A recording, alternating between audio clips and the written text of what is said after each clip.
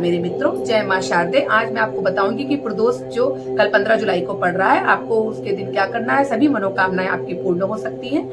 विशेष मनोकामनाएं भी हैं तो वो भी आपकी पूर्ण हो जाएंगी। आपको करना कुछ नहीं है, बहुत ही उत्तम उपाय है। अगर आप ये करते हैं तो आपको लाभ होगा। आपको करना कुछ नहीं है। स्नान ध्यान करके आप सुबह शिव जी के मंदिर पे जाएंगे और शिव जी के मंदिर पे जाकर के आपको विधिवत शिव भगवान की पूजा करनी है, क्योंकि कहा जाता है सावन मास में अगर आप शिव की आराधना करते हैं प्रदोष काल में, क्योंकि ये जो सावन है ये प्रदोष व्रत इस सावन में पड़ रहा है, जिसमें आपको शिव की कृपा भी प्राप्त होगी। भोलेनाथ आपसे प्रसन्न होंगे।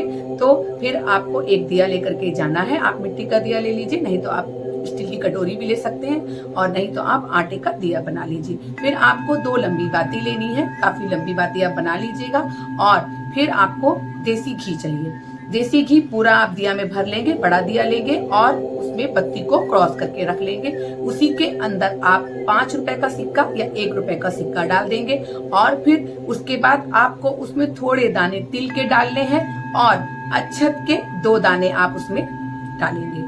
अक्षत के 2 दाने जब आप डाल लेंगे, फिर 4 लौंग आप डालेंगे उसमें, और डालने के बाद 5 चुटकी हल्दी, जो पूजा वाली हल्दी आती है। अगर आपके पास हल्दी नहीं है तो आप चंदन का भी प्रयोग कर सकते हैं। चंदन को थोड़ा सूखा, उसका जो चंदन होता है सूखा, उसको खरगोश करके आप चुटकी से 5 चुटकी आप चंदन उसमें डाल दीजिए। और चंदन डालने के बाद आपको वो दिया शिवलिंग पर या शिव जी के मंदिर पे जाके मतलब जलाना है। और जलाने के बाद आपको अपनी प्रार्थना करनी है शिव भगवान से।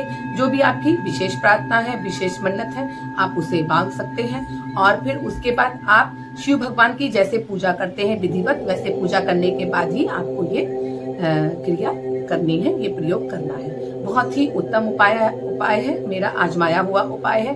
और आप ये उपाय किस लिए कर सकते हैं, जैसे आपको कोई विशेष चीज है, आपके घर में शादी नहीं हो रही है, परिवार में बहुत कलह रहता है, आप उसके लिए भी ये उपाय कर सकते हैं। पति पत्नी के जो संबंध है वो अच्छे नहीं है, या फिर उनकी जो विवाहित लाइफ है वो भी अच्छी नहीं चल रही है, आप उसके लिए भी उपाय कर सकते हैं। और आप अगर चाहें तो बच्चे की पढ़ाई में कोई परेशानी आ रही है, या फिर आप किसी इंटरव्यू, नौकरी के लिए या किसी परीक्षा के लिए जा रहे हैं और आपको उसमें सफलता नहीं मिल रही है, तो उसके लिए भी आप ये उपाय कर सकते हैं।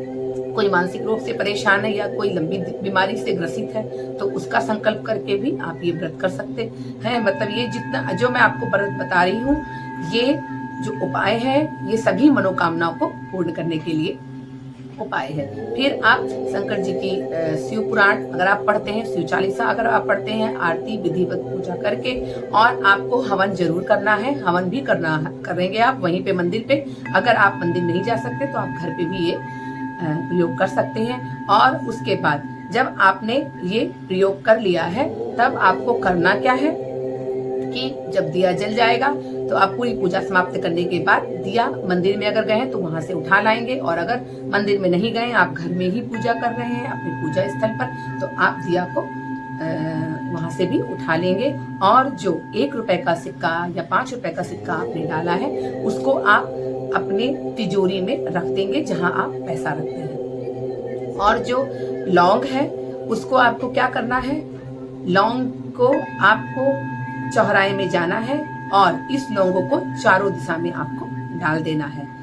एक उत्तर, एक पूरब, एक पश्चिम, बिना देखे आप एक इधर, एक सामने, एक पीछे, ऐसे करके आप डाल देंगे। अब ऐसा नहीं है कि एक ही जगह डाले, मतलब आप कभी भी अगर लौंग इधर उधर भी चली गई तो परेशानी की कोई बात नहीं है, बस आपको डालना है। और जो उसमें तिल है, उस तिल को लेकर के फिर आपको सांझ के समय में आपको शनि देवता के मंदिर में जाना है, या फिर आप शनि देवता का मंदिर नहीं है तो आप पीपल के वृक्ष के नीचे भी जब आप जाएंगे तो आप उस जो घी में तिल पड़ा हुआ है और हल्दी पड़ी हुई है या चंदन जो भी आपने प्रयोग किया है, उसको आप जाकर के पीपल के पेड़ के नीचे चढ़ा देंगे, समर्पित कर देंगे। और आपको जब आप ये करेंगे प्रयोग, तब आपको क्या करना है कि पीपल के पेड़ के नीचे भी आपको दिया जलाना है कड़वे तेल का, क्योंकि पीपल के पेड़ के नीचे कड़वे तेल का दिया जलता है उसी दिन ही प्रदोष काल में, क्योंकि ये सावन शनि प्रदोष व्रत है।